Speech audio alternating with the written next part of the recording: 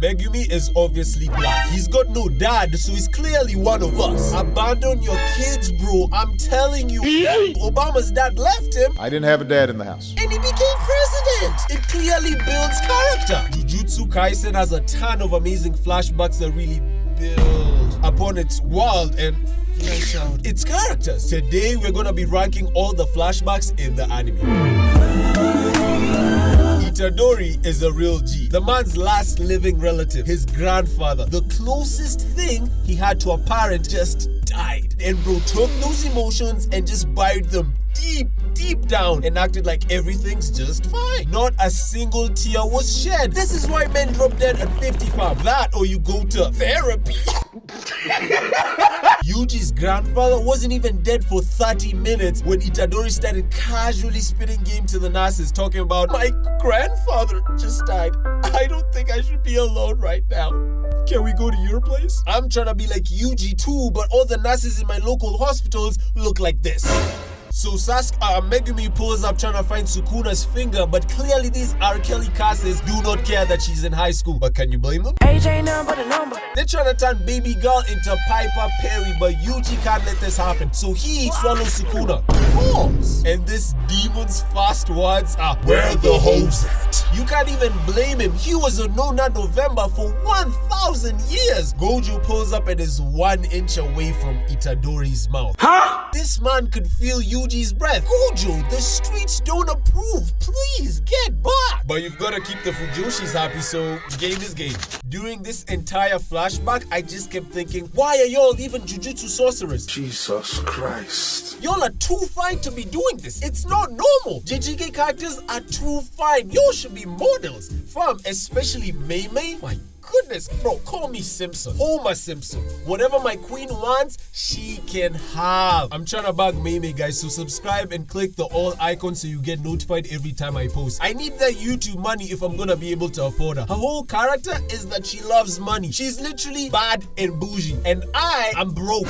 You walk 5 steps from my door and you're at the end of my crib. It's trash. She's 100% the type to leave you the second a richer guy pulls up, but I do not care. I'm gonna be like Tom in that one episode. I'm selling my right arm, my right leg, everything.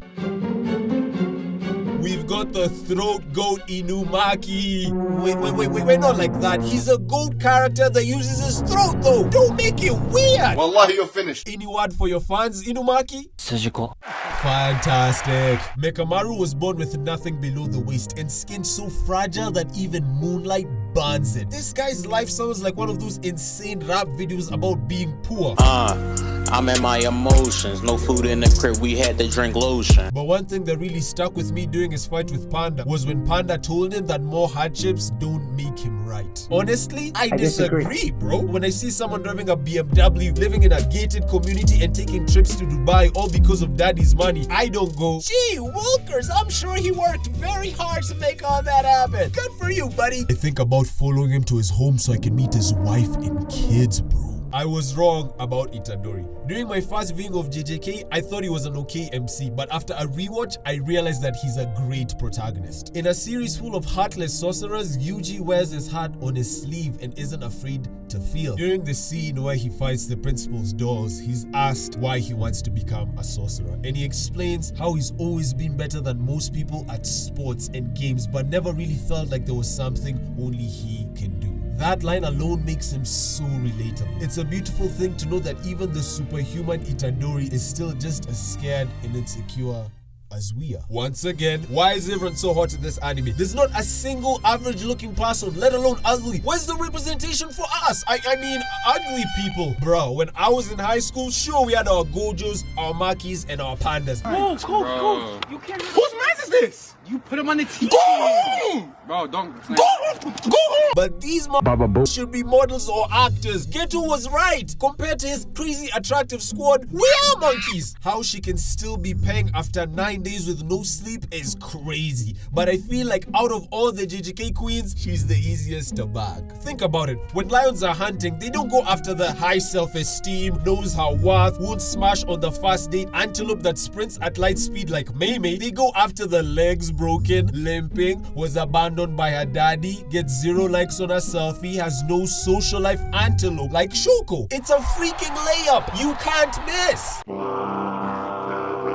Now this guy is just cool. From his introduction, he gave me Byakuya vibes. Blood powers in anime will always be amazing. Plus, you know bro is Asian because of his outfit? His backstory was tough though. Since his mom was the Kamo clan leader's side piece and not his official wife, his mother was treated like garbage while Noritoshi was treated like a king. Since he inherited the clan's technique, JJK really shows how the circumstances behind one's birth really play a huge part in each character's life and go on to define how they live. Karma isn't real. Look at Junpei. Everyone who bullied and hurt him is absolutely fine, but Junpei, the one guy that was a victim of all this abuse, has one of the most painful deaths in the show. If karma was real, priests, politicians, reaction channels, they'd all be dead. Yo, but we've got to talk about Junpei's mom. How she became a single mom while looking like this is wild. She's so fine, she has me considering becoming Junpei's dad. Dating a single mom is like continuing another save file in a game, but if it's her, I don't mind.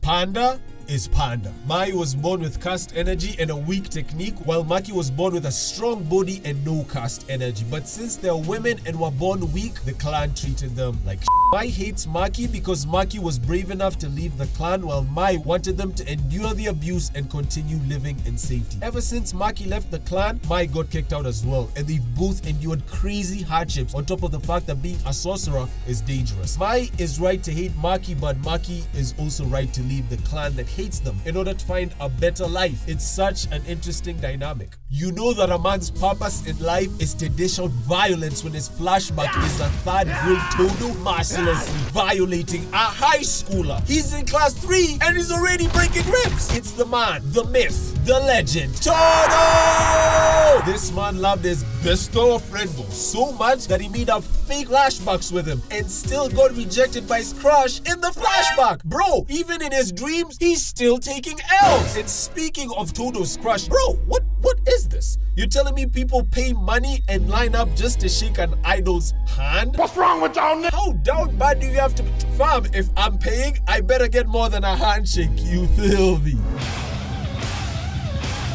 When he was first introduced, I thought he was a bum. Look at that goofy face though. Yuta is definitely the type of guy to say, no, you hangovers, to a home. He's the type of guy to close the fridge with his hips. He's the type of guy to such a good personality on the hub. Throughout the film, Yuta overcomes his trauma and grows into a stronger, confident, and more fulfilled person. Basically, his flashback was so amazing, Mappa decided to make a movie out of it. This was the best flashback arc so far. Seeing Gojo and Geto hang around, go on missions, and just chill together was so fun, man. Plus, look at this walk cycle. Look at how smooth it is. This is peak animation, guys, not even joking. I'm putting this on my top anime walk cycle list after my number 1, which is obviously Misato's. I think you know why. Every time Gojo is on screen, you know the Mappa animators go, bring out the current pencils. We have to make all these three question themselves. Bro has teachers giving him their number just because he walked into class. He didn't even ask for